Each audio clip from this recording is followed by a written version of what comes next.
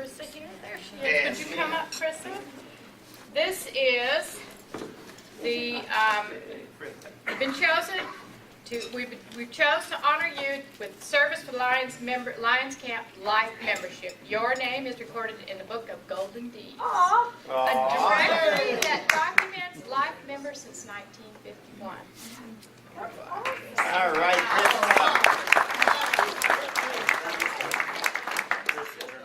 Chris. Thank you for everything you did this year in life. Thanks. I'll do better next year. I know you will. You will. We count. Thank you. Hey, No interference. Mike Meadows. Would you come up, please? And bring your billboard. No.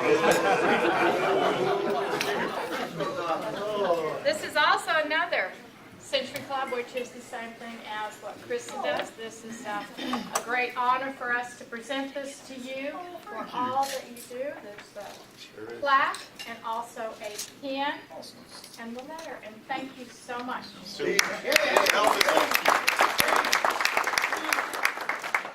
Short speech. Short speech. That's it, Kath. All right. Wait this one more. No, that's fine. Thank you, Kathy. There was people to help you in your last year, that you was president, so she's still giving awards, and the people work for her. We got an induction to do for a new member. Can you bring it up? The new member. Benny? Yes. It's Lacey. Bring it up. I'm sorry, Lacey's going to become one of us. Okay, Lacey. Lacey? Yeah, you're in. Yeah. Oh, boy.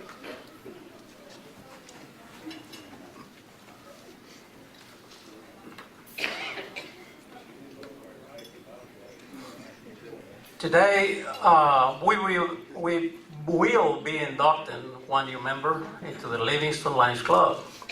I would like to have the new members and the sponsors come forward, which is they're here.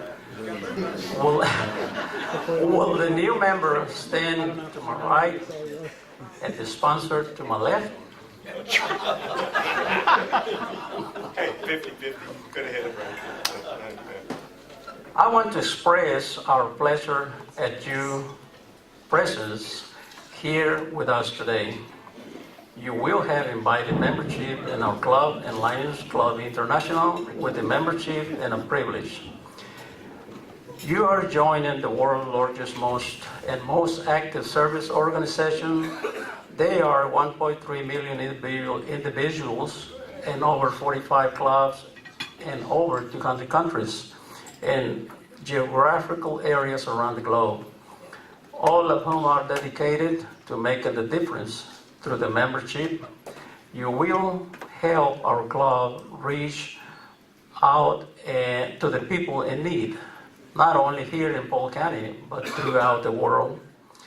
You are becoming part of the distinguished service history that dates back to the early days of the World War I.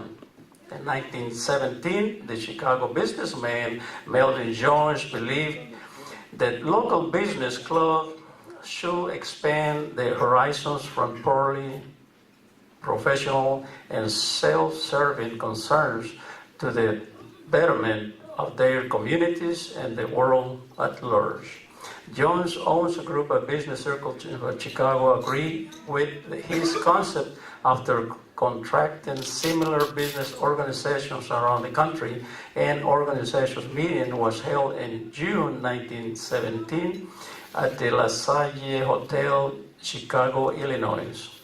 The group assumed the name of one of the clubs that was present, the Association of the Club. We Texans are proud that the first national convention of the group was held in Dallas, Texas in October of 1917.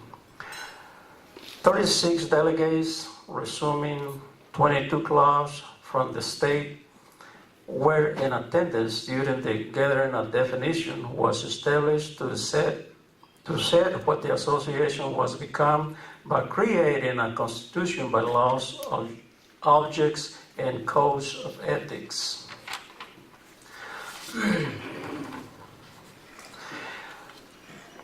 Lions are especially dedicated to serving the blind and visually impaired. The commitment began with a challenge from Helen Keller for our members to become Knights of the Blind, and in the crusade against darkness, this challenge came in the first decade of our existence at the 1925 convention in Cedar Point, Ohio. We can find many opportunities for professional growth. There are the chance to hone your leadership, communication, and organization skills. You can develop friendship, what will last a lifetime, and contribute to the ideas that will help this club be an even more valuable part of the Livingston community. The officers and members of this club are happy that you have chosen to help us continue the legacy of Lionism by improving the lives of the less fortunate and helping make this area an even better place to live.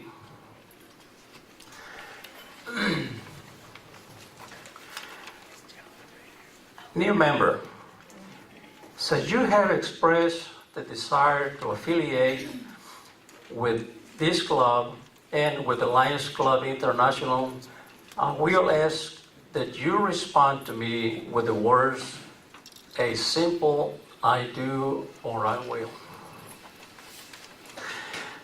Do you hereby accept membership in the Livingston Lions Club, knowledge that you are encouraged to participate in all functions of the club? The best of your ability, will you obey the Lions Code of Ethics, attend meetings regularly, and contribute to your fair share of these programs of your club, the district and international Lions? Congratulations, you are now officially a member of the Livingston Lions Club. Your sponsor will now present you with the Lions emblem pin, which signifies your membership.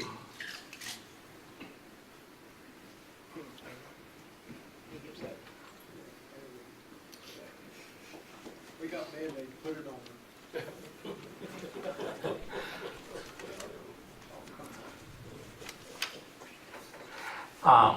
Sponsor, thank you for bringing us this new member. Will you now please guide this new person to bring a great member by introducing her to each of your fellow members by working alongside them with upcoming projects and by the answering and questions about membership that come up in the next few months. I will. All members, please rise.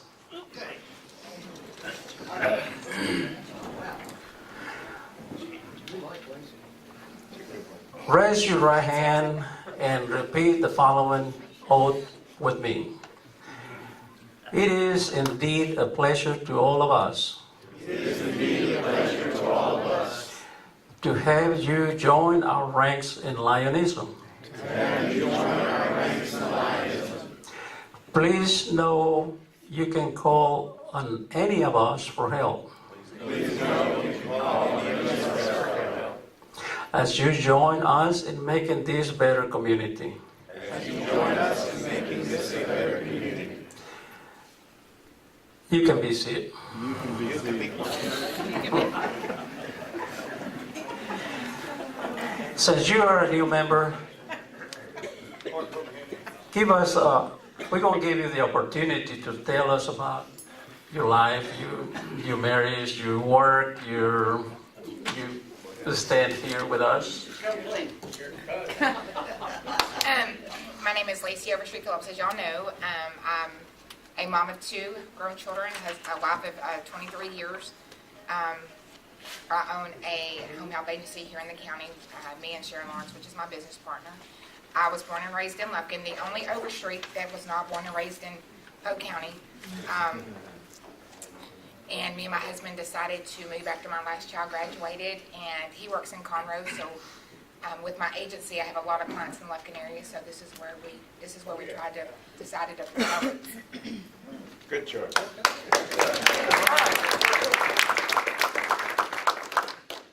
Benny, now I'll present you with this pen as recognition for a sponsor or a new member. Thank you. All right? Now, you. Bring all in. Yeah. Speech? Get him. Okay, my speech is, I have been here now for a few months, and I haven't seen some of you get one of these pins, so I urge you to find a new member to bring in. This is my second in a short while, so help us spread Rhinoism and do your part. Thank you. All right. Okay. We gotta get the name Lacey, on we're it not up done here. with you yet after this. Thank you. All right. Is this mine or hers? Oh, that's hers. All right, let's get some smiles going here.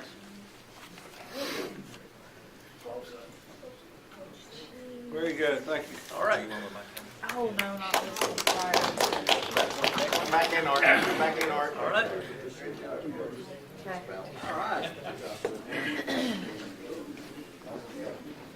Lacey, you can't ever bring up, left that out. You can't bring your business up anymore. That's it. He's supposed to tell you that.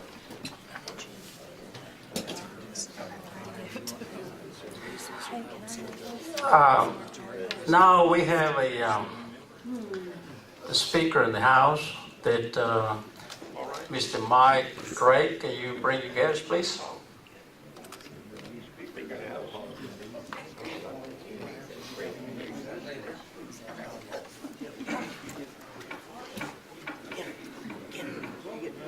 Good afternoon. First off, this is David Johnson with the Game Wardens here in Polk County. He's going to talk a little bit real quick for those that's on the Walding Club.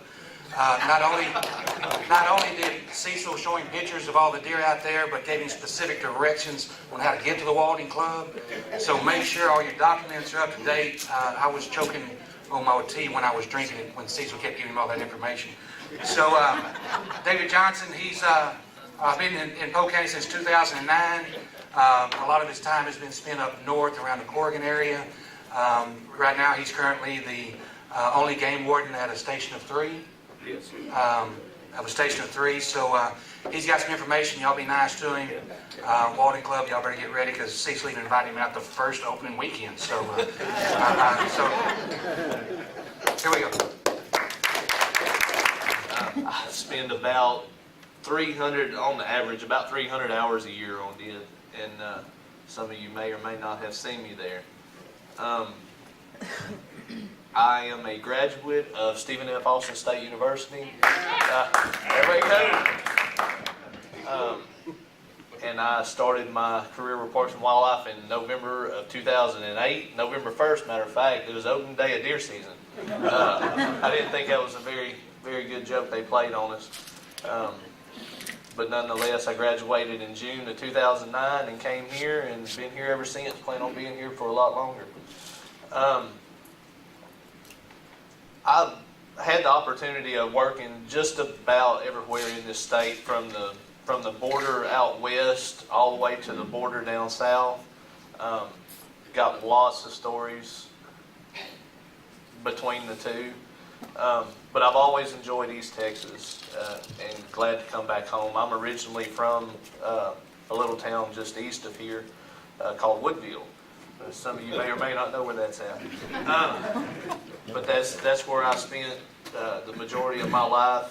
And when I left Woodville High School, I moved north, went to college, and the rest is history.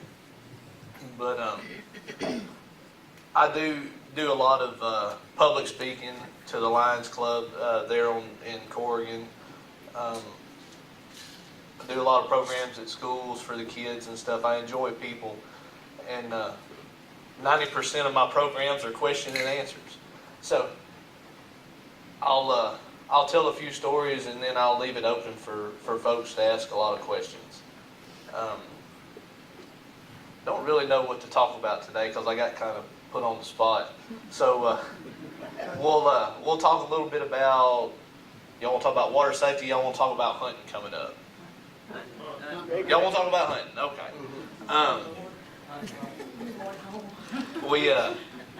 We're coming up on dove season. Dove season starts September 1st. We don't have a whole lot of dove hunting in Polk County here. Most of the folks are usually wrapped up about the second weekend of dove season because we don't have a whole lot of birds that make it up this way. We'll have MLD, which is kind of a muddy road to run there if you don't know a lot about our managed lands deer program. But we got 3 levels, the highest of which is level 3, which is what the Walding Club is on. They'll start deer hunting usually around the end of September, 1st October. And what do y'all think about the 13-inch law? Does anybody know what the 13-inch law is? No good. It's no good. It's great. And that's usually the response I get every time it's brought up. We started an antler restriction in Polk County back in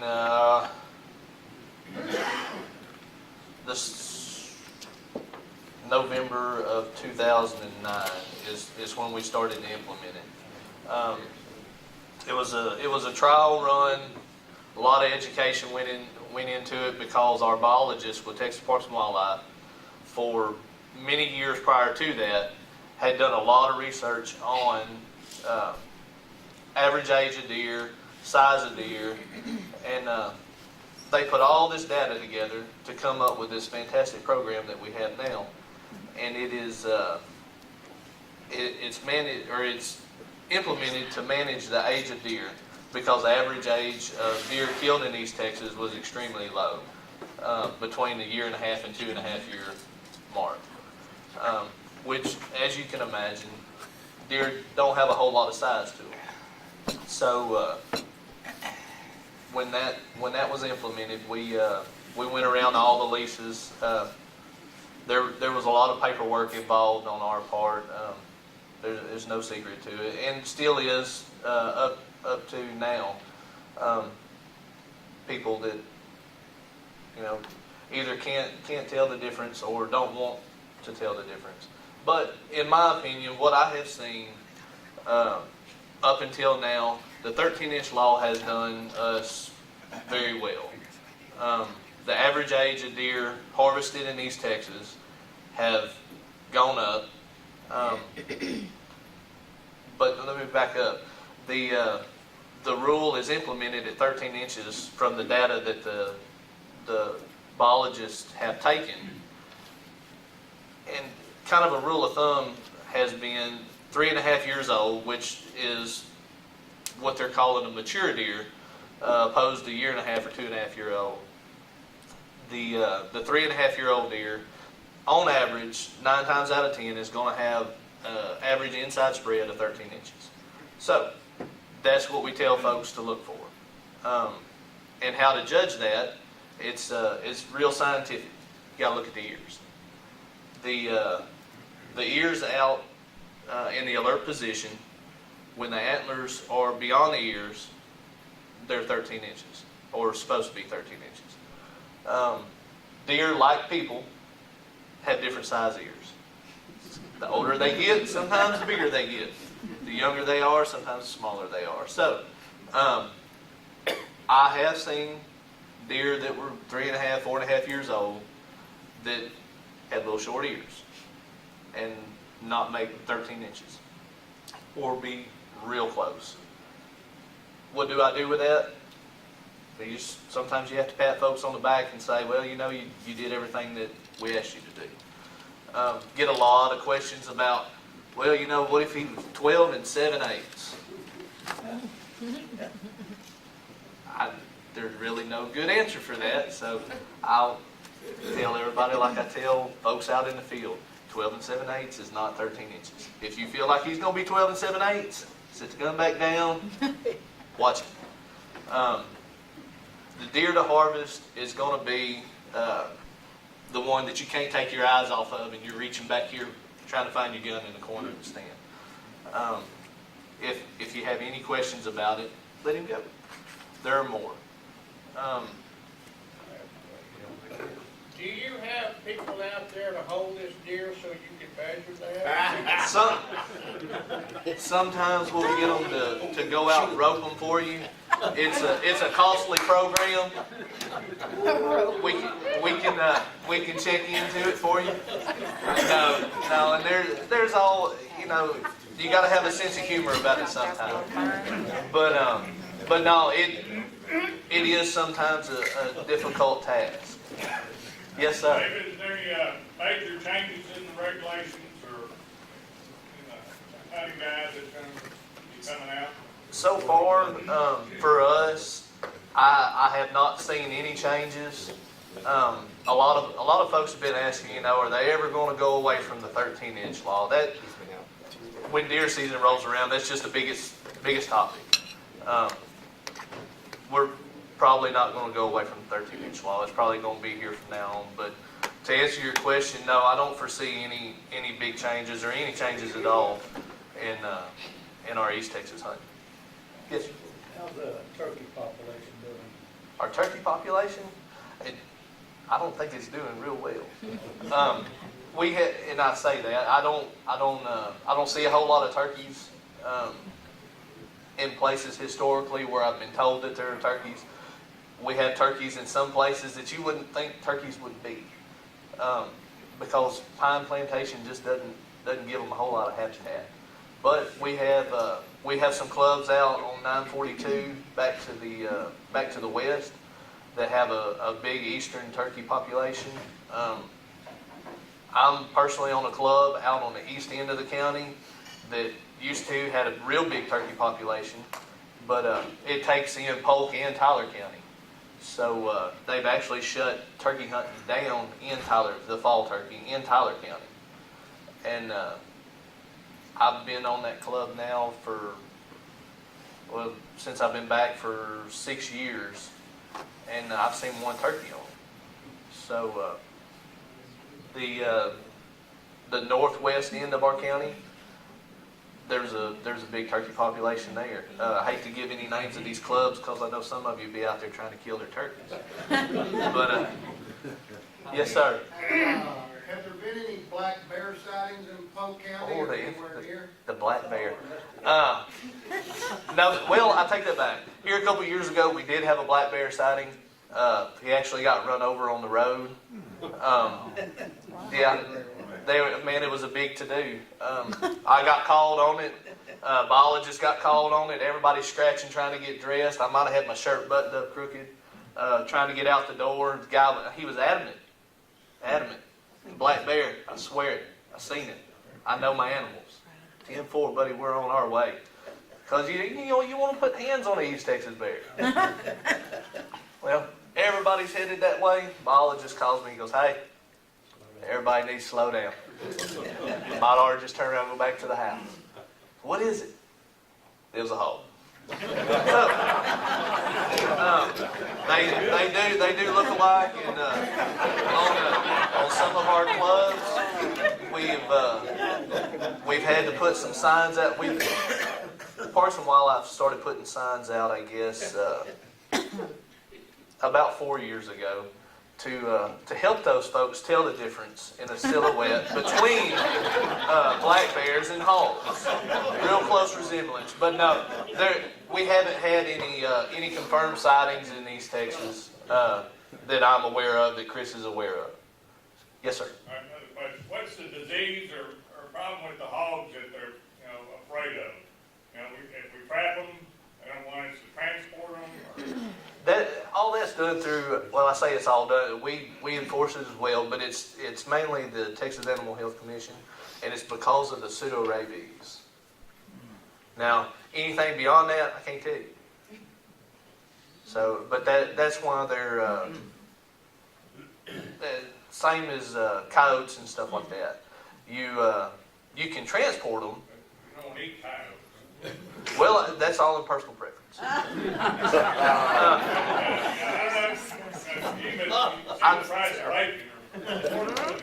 Yeah, no, and Great resources, man, waste. yeah, and you know there's no regulations on hogs. You know, unlike game animals, you can't, like deer, you know, you can't go out and shoot them, and if you decide that, you know, I don't feel like messing with him, you can't leave him laying in the shooting lane. Hogs, on the other hand, you know, because of how they reproduce and them being a nuisance, there's no laws on them. So folks can go out and, you know, take as many as they want and not do anything with them. Of course, with everything, there are complete opposite ends of the spectrum as well. There are those that, you know, they want to keep cultivating that population because their livelihood is hunting hogs. They could care less about deer or squirrel or, you know, mud racing or anything else. All they want to do is hunt hogs, and they don't care for killing them. They'll catch boar hogs, they'll cut them and turn them back loose. And to catch and release, no sir. They can catch, cut them, and turn them. They're not taking them off the property. They can't trap them and release them. Kill them or sell them. On trapping in a piece of property, Yeah. I'm not aware that trapping them and releasing them is. They just can't.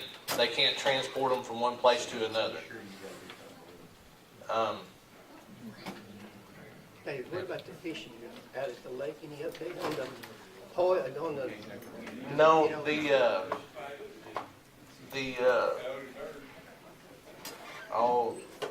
the ban on the fish that they put on the lake was done through TRA, and I keep referring everybody to them because I'm not up to speed on what chemical it is or what it causes.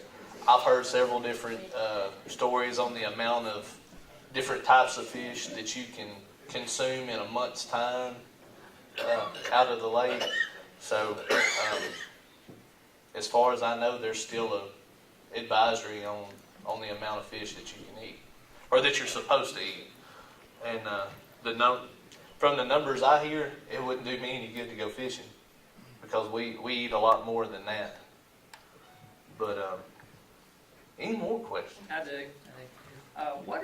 What's the rule about the rattlesnakes? I've heard that they're being reintroduced to East Texas. Are you not supposed to do anything but run or what? Relocate. Relocate. Yeah. Well, look at this videos here. Documented. No, there's a rumor going around that we were re-implementing bears in the area. That we were re-implementing rattlesnake. I don't know. We don't have to reintroduce rattlesnakes. There's plenty of them. But yes, they're a protected non-game species. No, you're not supposed to kill them. Yeah, no. Everybody looks surprised. Now turn that off so we can see what Don't this want is. to come in my yard. Yeah, no, you're supposed to relocate him. Relocate. But no, to my knowledge, we're not reintroducing. Of course, I wouldn't be in that program anyway because I don't mess with them. So what you're saying is you see a rattlesnake, you're just supposed to let him go? Give him his space. If he's on your front porch or in your porch swing? If he's in the porch swing, take a picture of him for me. Because they're kind of like most folks. They want to be out of the way and left alone. Or just because I've had a lot of dealings with rattlesnakes. Our timber rattlers, they're not like your eastern diamondbacks and stuff. They're not real aggressive. Like people, every now and then you come across a butt, and they're going to be aggressive. But that's only because they've been messed with. You know, if I come out there in the yard and was poking you with a shovel, you wouldn't be real happy either. So they they just want a little bit of space. Timber rattlers they're pretty docile. I've seen guys pick them up and move them out of the way and without so much as a rattle. I've walked up on them and they'll spin up and coil up, and they're pretty agitated. Are the ones that you seen picked up, are those guys still here? Hey, that was a long time ago. No, because I'm in conservation, I try to give everything a sporting chance. So if I walk up on them in the woods, I try to walk around them. Well, I take another route back to the truck because we're not going to take the same route. We might run into each other again. But no, it's like with anything else, give it a little bit of space and. Don't worry, we all give them plenty of space. But There you go. sometimes you walk up on them and they're just there. Yeah. But there's some things I can't cover in a question and answer. So Just do what you need to do, huh? there you go. Give them a little space. Relocate them.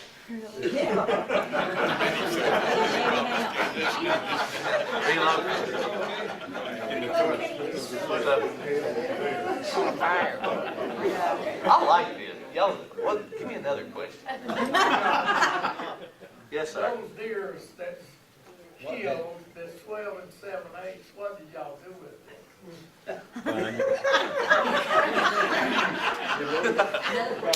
All right. No, it's just one paper. Better be careful, David. Yeah, true. Be careful how you answer that one. Yeah. On the deer that are too small, that doesn't make the 13-inch law, whether it be 12 and 7/8 or 9 and 7/8. Every deer is a case-by-case basis. The way I work on discretion. I have the discretion to handle each case as I see fit.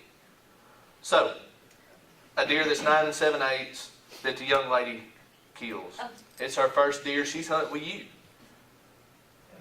There's an education to be had. Now, can I tell you how that education is going to be given? Not standing right here, I can't. That's to be done case by case as it comes. You've hunted all your life, or you've hunted the last 20 years, or however long it is. That also plays a part into my enforcement actions. But you've hunted all your life. You kill one that's 12 and 7/8. You call me up and say, hey, I made a mistake. Maybe the second mistake. See, I don't have a real good fan base right here.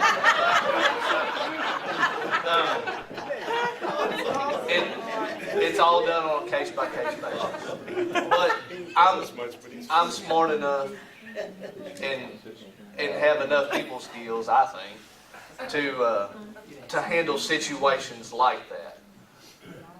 So, really answer your question without answering it. You did. You've done that a lot today. Yeah. That's actually my best part. I've got my phone number on here. Huh? You know, if you want to get rid of it. Okay. Trying to think about the meat, what you got out. See, and that's, I'll give you a for instance. This guy right here, he's mad mugging me like an outlaw. So, he kills a lot of illegal deer every year. He and I do business all the time. Okay? He kills one 10 inches wide. Well, this is the fourth one I've caught him with in the last 3 years. Okay? He's got it shoved up under the toolbox. He's getting tacos and Jack in the Box. Roll up. What's your name? Hey, Mike. Hey. You got anything this morning? Oh, no, I ain't killed nothing. We've got blood running out the bed of the truck. Not a smart guy, but we call that a clue. Go and check him out, okay? Oh, Dave, I can't lie to you, man. You know I always kill him. I got one right here. He's 10 inches. Man, this is the second, third, fourth time we've done business over that, okay? So, he's already had an education, okay? He's been warned, he's got tickets. He's sitting here eating the taco. He's sitting here on the tail. Yeah. So, there, like I said, case by case basis. His case is, he's lost horns in the past. Now might be time that he loses deer. I don't necessarily have to take the deer. A lot of times, I can take care of my business other ways. In his case, he's had this issue before. I'm taking everything. So not only is he going to get a ticket that's going to be handled in JP court, but now he's also going to owe a civil restitution, which for us common folks is a replacement fee for the state. So if it's a buck, that's all entered in a formula that's like that long. So what we do is we measure the deer. We end up scoring it is what it is. If it's under 100 inches, it's basically one flat rate. If he's, or 99 and down. If he's 100 and up, well, that score gets entered into this equation, and that's how his civil restitution is based. Excuse me. So roughly, say this year he killed a 10-inch buck that scored 115. Well, he's going to get a fine to go pay in Judge Longino's court, and then he's going to receive a notice in the mail that says, hey, you owe the state X number amount of dollars for the deer you killed, because when I seize that deer, I'm not just going to seize the horns because they're illegal to possess. I'm going to seize the entire animal. And to answer your question, I end up donating those deer. I have folks on the north end of the county. We have processors here on the south end that we give deer to every year. The LeBlancs always donate, and they probably don't need me telling their business, but they always donate deer. Miss Bessie always processes one and gives to the Women and Children's Shelter there. I believe it's part of her quilting club that she's in. But I have processors on the north end that would process deer, and they'd have people on a list, and they'd call them up and say, hey, got your deer, come pick it up. So we always give out deer that's been confiscated, or ones that have been hit on the side of the road. I got people that are standing in line waiting to pick up deer. So I'm hungry. I like deer meat, and I don't like to let them waste. But not every case is going to be like his either. You know, I don't seize every deer that I come across.